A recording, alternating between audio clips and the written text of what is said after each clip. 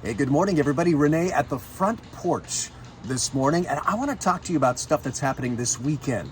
All of our strategies for church growth and health and for your spiritual growth. And I want to talk about the one factor that's going to determine whether or not all of our well thought out strategies will work or not, whether the church grows or not, whether you grow or not. It's all dependent on one thing.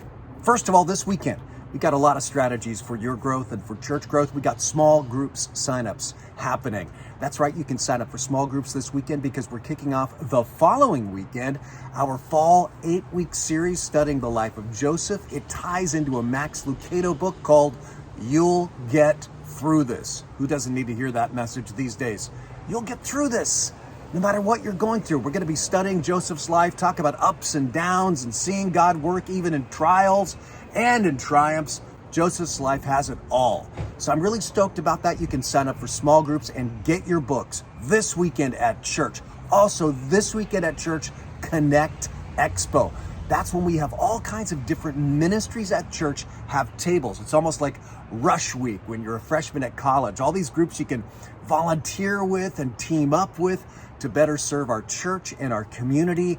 I hope you come prepared to sign up with a volunteer team. It's going to be great. Also coming up later, we've got a Spanish language concert in October as a preview to our Spanish language services starting in October.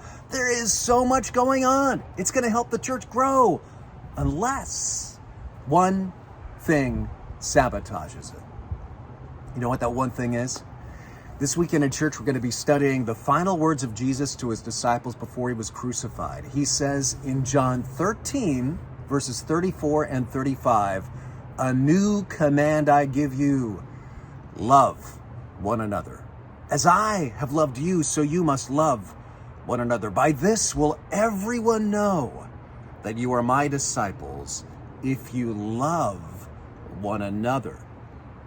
In other words, all these things we got planned, all just gimmicks that may not even work.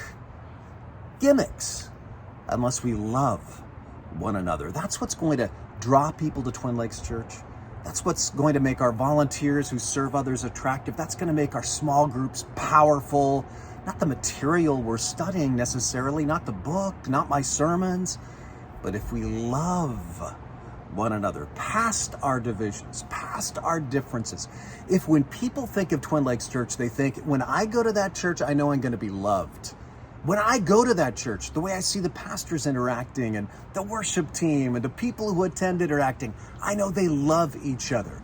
I'm not even a member of Twin Lakes Church, but I know when you go to that church and when they serve our community, when they give money to help the homeless and the hungry and the poor, they're loving our community. It's our reputation for love.